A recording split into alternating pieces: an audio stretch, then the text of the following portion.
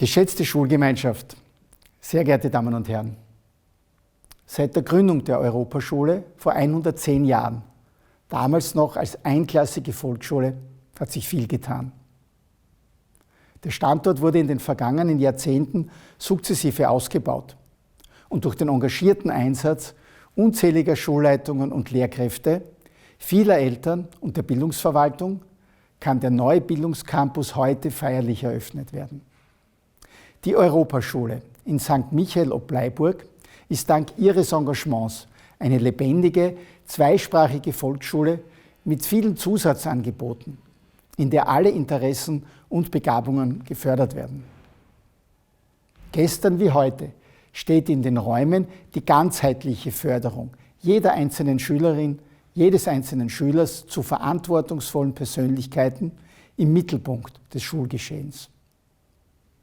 Durch eine Atmosphäre des intensiven Dialogs, auch ermöglicht durch die großzügig gestalteten Lernbüros, wird der Austausch zwischen den Klassen und unterschiedlichen Schulstufen besonders unterstützt.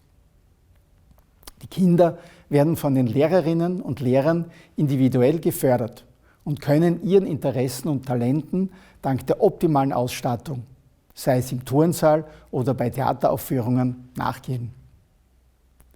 Der besondere musisch-kreative Schwerpunkt wird in klassenübergreifenden Projekten gelebt. Das in der Europaschule großgeschriebene soziale Lernen wirkt besonders durch die regelmäßige Zusammenarbeit mit heimischen Kunstschaffenden auch in die Region hinein. So ist die Europaschule ein Musterbeispiel dafür, wie qualitätsvolles regionales Bildungsangebot gestaltet werden kann. Anlässlich des 110-jährigen Bestandsjubiläums der Europaschule St. Michael bedanke ich mich bei allen Beteiligten, dem Schulleiter Danilo Katz, dem Schulqualitätsmanagement, den Schulpartnern, dem Schulerhalter und besonders natürlich bei den Lehrerinnen und Lehrern für ihr vorbildliches Engagement und ihre hervorragende Arbeit. Sie zeugen von dem Willen, mehrsprachig und horizonterweiternd zu wirken.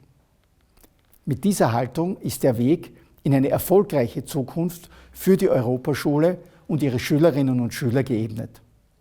Ich wünsche Ihnen auf diesem Weg weiterhin alles Gute, auf viele Jahre in den neuen Räumen. Gratulation zum Jubiläum.